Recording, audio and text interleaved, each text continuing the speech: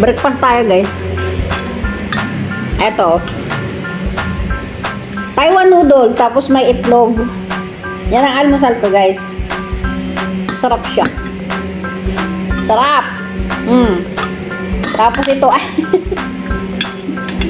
Tapos tinapay ko. Ang palaman niya, egg sandwich.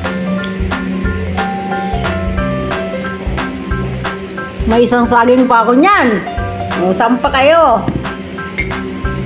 Siyempre, kape, hindi mawawala ang kape.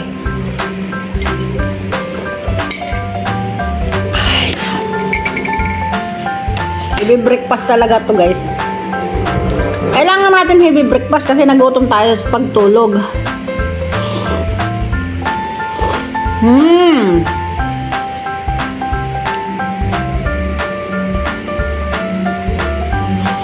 Ang sarap!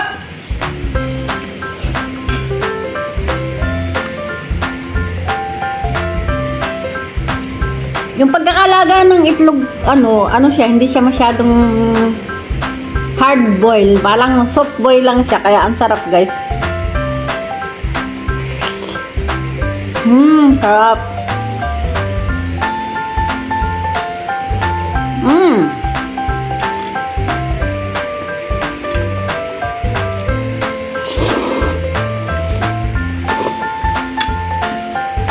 Masarap pala yung Taiwan noodles. Alam nyo, guys, bigay lang ito sa amin. Itong Taiwan noodles na ito ng kapitbahay namin na mabait. Lagi kaming binibigyan nun.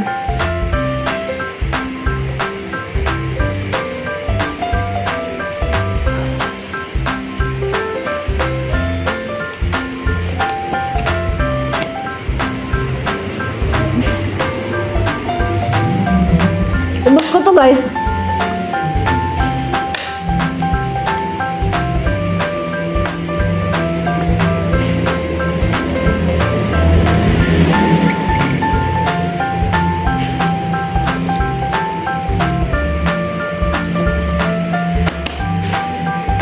Pag kasi guys, pag nagutom ka, pag tulog natin kasi nagugutom tayo, guys. Kaya kailangan natin sa umaga, heavy breakfast tayo. Walang diet. Ay, siya nga pala, guys. Malamig na dito sa Taiwan, kaya nag-uumpisa na ako magsuot ng ng mga mahabang kamay. Malamig na. Hindi na din ako nag-electric fan pag tulog. Ang sarap matulog. Pag malamig, grabe.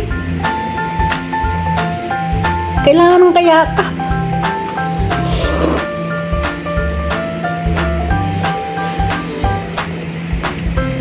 Kailangan lang ng kayakap talaga, guys, pag taglamig.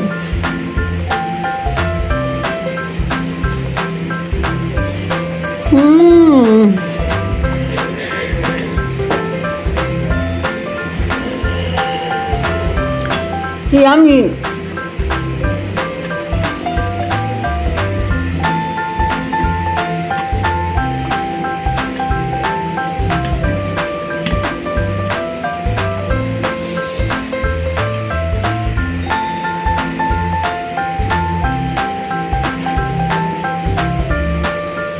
Sarap.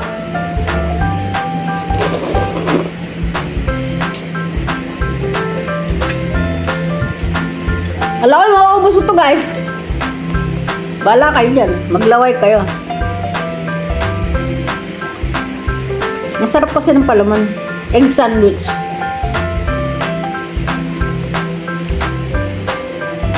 Masarap yung dito, guys. Sa Taiwan, yung mayonnaise. Ang sarap ng lasa niya. Promise.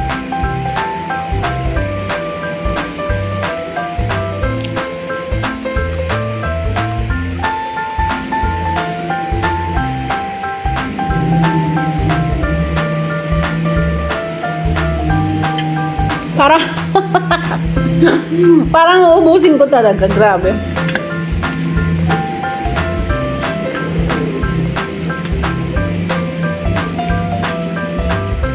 Kumakain ako ng noodles pero hindi, ayoko nang may sabaw. Ito kasi yung sinasabawan na noodles.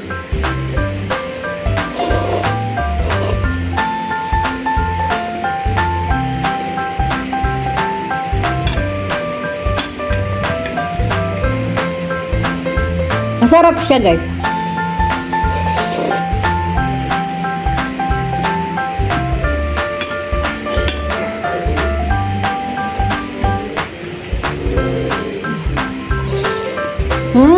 Sarap.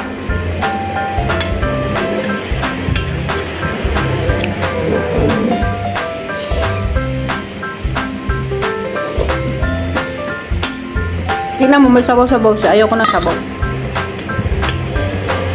Ang gusto ko lang talaga noodles. Kahit na may sabaw to.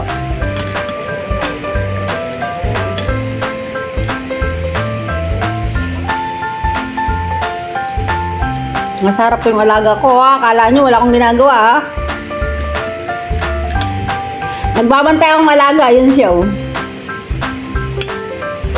Akala nyo, papitiks-pitiks lang ako dito sa Taiwan, no?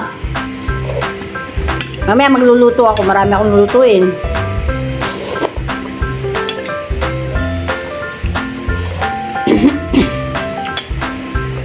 Wala, may sili pala yun.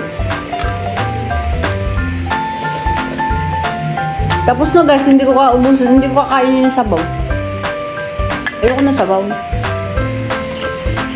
Kaya naman, tapusin na natin itong tinapay.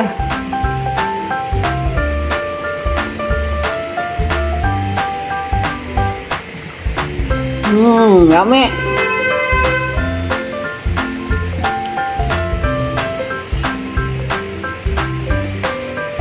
Alam nyo, guys, kaya may saging ako dito kasi umiinom ako ng maintenance ko pagkatapos ko nang kumain, umiinom ako ng maintenance ko sa high blood. Eh, nahirapan ako lumunok ng ng gamot.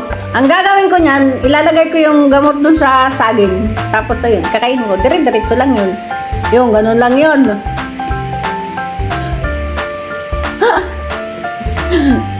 Hindi nyo alam, dito lang ako nagkaroon ng high blood sa Taiwan. Kaya nag-umpisa na ako mag-maintenance, guys. Okay lang yung may maintenance. At least mapapahaba natin ang ating buhay. Diba?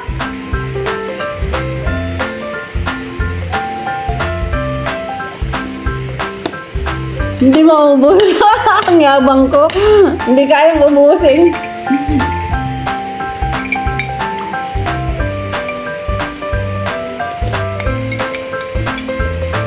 Ang yabang ko talaga, hindi naman kayang ubusin talaga.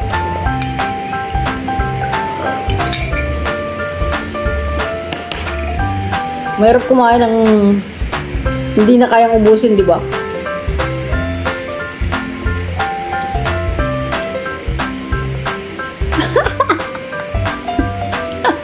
Sobra, hindi ko pala kayang ubusin. Pwede namang merienda to mamaya, o, di ba? Ayan, maraming salamat sa panonood. Maraming salamat sa nanonood ng aking walang kwentang videos. Alam nyo, guys, yung aking kasama sa Evelyn, maagap siyang kumain. Siya nga nagluto nitong mga pagkain na to, eh. Maaga siyang nagluto, maaga siyang nagugutom, kaya inuunahan na kaagad-agad ako. Kaya ayan, pagkagising ko, pagbaba ko, wala na, tapos na siyang kumain, kaya hindi ko siya sakasabay sa pagkain. Siguro magsasabay lang kami ng kain ay pagtanghalian, kasi ayun, walang choice. Sa umaga kasi kailangan ay maaga siyang kumain kasi magutomin siya. Wala, nabusog talaga ako, guys. Hindi ko pala mabusin. Sorry naman. Uy, malapit ang Pasko dyan. Kaya, ayan, kitang-kita na sa akin mga damit yung malapit na ang Pasko at taglamig na. Kaya, ihanda-handa nyo na yung mga regalo nyo kasi malapit na yung Pasko. Hindi nyo na itatanong. Malapit, naka-ready na yung pampabagahe ko para sa family ko. Kaya, ngayon pa lang, i-ready nyo na yung mga pangregalo nyo sa inyong pamilya. Unahin nyo yung family. Kailangan natin unahin family natin mapasaya. Sa kapatid ko, anak, mga apo, ayan. Kasi wala tayong ibang unang pasasayahin kundi ang ating mga kapatid. Kasi kasiyahan natin talaga magpasaya ng ating kapatid at anak. O, di ba?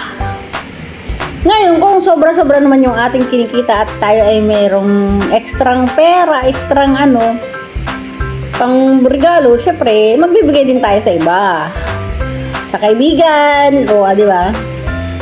Meron kasing mga kaibigan na parang kapatid na yung mga turing natin. At saka may mga kaibigan talaga mababait na mapapagkatiwalaan na napaka-supportive sa'yo. Kaya, ayun, ganun ako guys. Pag mabait ang mga kaibigan ko, parang itinuturing ko siyang kapamilya ko. Promise. Kaya, kung nangangailangan ng tulong ang kaibigan ko at meron din lang ako, hindi ako nag-aatubili na tumulong. Yun.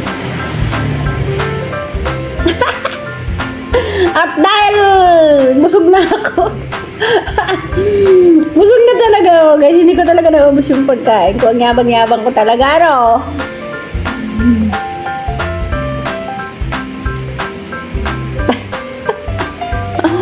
Ayan, maraming salamat sa solid and liquid na walang sawang pag-support sa aking channel. Walang sawang support na nanonood.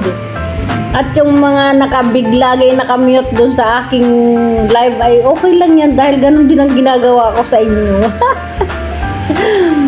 Ayan nga, nakatambay yung dalawang cellphone ko sa solid and liquid. Puro nakamute yun guys.